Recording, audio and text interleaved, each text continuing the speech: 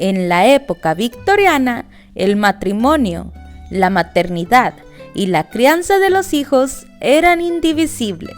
De hecho, a mediados del siglo XIX, la reproducción se consideraba la única ocupación correcta de la mujer. La literatura sobre el control de la natalidad era ilegal, y lo común era que la esposa promedio de la clase trabajadora estuviera embarazada o amamantando desde el día de la boda hasta la menopausia. Por lo general, las mujeres tendrían 5 hijos vivos de 8 o más embarazos, ya que muchos niños murieron antes de los 5 años. Las muertes infantiles fueron especialmente frecuentes entre las clases obreras. Algo interesante es que nacieron muchos menos niños en las clases altas, lo que indica que algunas personas de clase alta sabían cómo evitar el embarazo. El embarazo prematrimonial era raro entre las clases altas, porque las niñas eran acompañadas por sus chaperonas en casi todo momento, y sus actividades estaban controladas. Pero si llegaba a quedar embarazada, lo común era mandar a la joven a un internado mientras transcurría su embarazo, y al nacer el bebé, los padres lo ponían en adopción en algún orfanato, para así cuidar la honra de su hija. En las clases medias, si la joven salía embarazada, la casaban rápidamente con su seductor, o de igual forma, era enviada a dar a luz en secreto, y el niño puesto en adopción. Mientras tanto, muchas mujeres de la clase trabajadora quedaban embarazadas fuera del matrimonio. Sin embargo, debido al estigma social y el miedo a perder su trabajo y por la falta de dinero para criar al niño, muchas ocultaron el embarazo, y lo común era mandarlo a una granja de bebés, que en lo general eran lugares de muy malos tratos a los niños. Si quieres saber más, aquí en mi canal de YouTube hay un video sobre estas granjas de bebés. Las mujeres de clase trabajadora también recurrían a parteras para abortar, lo cual era muy peligroso por las malas prácticas de la época, y en muchas ocasiones perdían la vida, y las madres que decidían quedarse con sus bebés eran discriminadas por la sociedad. A lo largo del siglo XIX, muchos bebés recién nacidos fueron encontrados abandonados, generalmente asfixiados o muertos por desnutrición. Si la madre era rastreada, la acusaban de asesinato y era juzgada a años de prisión. Sin embargo, en un gran número de casos, la mujer había sido obligada o engañada para que realizara actividad amatoria. Pero los tribunales ni siquiera se molestaban en rastrear al abusador, causando arrebatos de ira por la injusticia a las mujeres en las salas de los tribunales. Para las mujeres victorianas, el parto era su servicio a sus maridos. Muchas familias adineradas querían hijos como herederos. Lo más probable es que las parejas siguieran reproduciéndose hasta que tuvieran un hijo varón, ya que este sería el heredero. Por otro lado, las familias que no tenían tantos recursos querían tener hijos para ofrecerlos como trabajadores. Regularmente, estos niños ayudaban a trabajar en granjas o en las tiendas familiares o en un servicio doméstico. En la época victoriana, el embarazo era algo vergonzoso y se pensaba que debía de ser escondido. Las mujeres que eran de estatus importante debían de permanecer escondidas hasta que dieran a luz.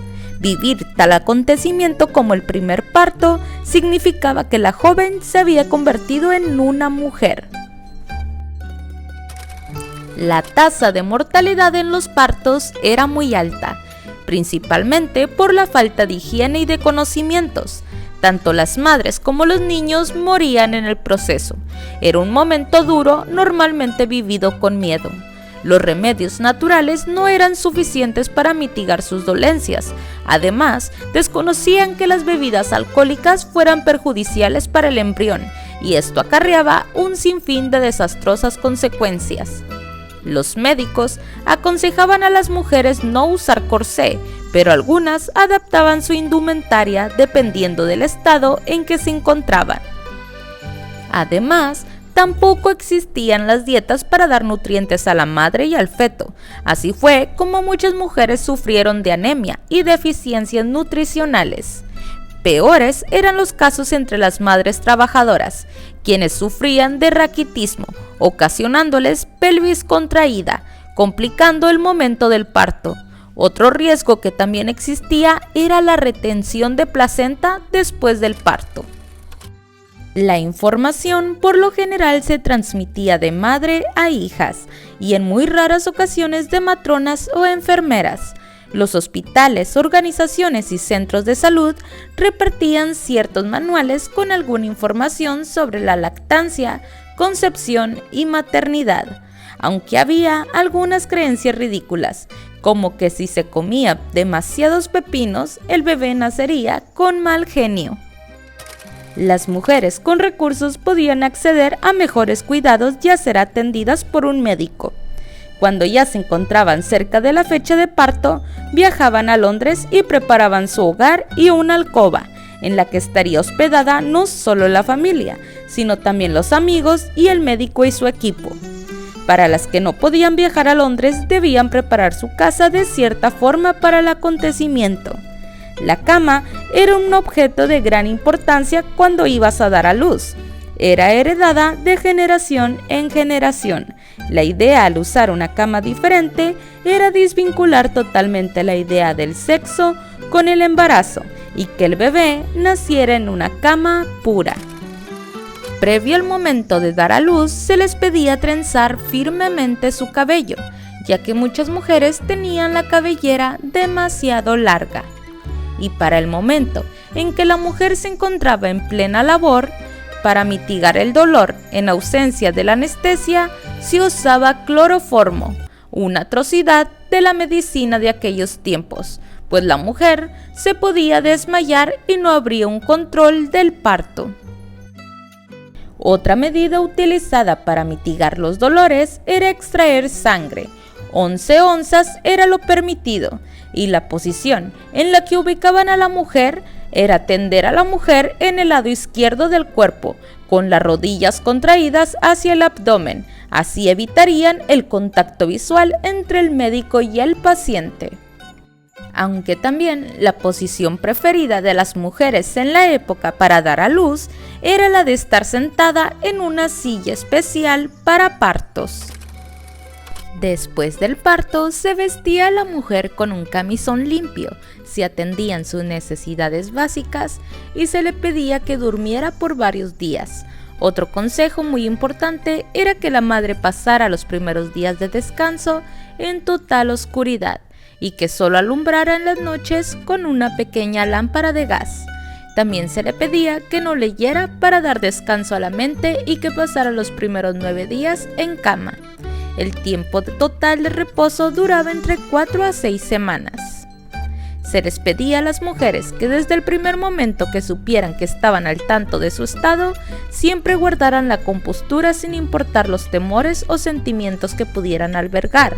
Además, los niños eran considerados como lienzos en blanco, así que se les pedía que los niños no vieran sentimientos pasionales. Y hasta aquí con este video. Si te gustó, no olvides suscribirte y dejar tu like. También pasarte por mi Instagram y mi TikTok. Hasta la próxima.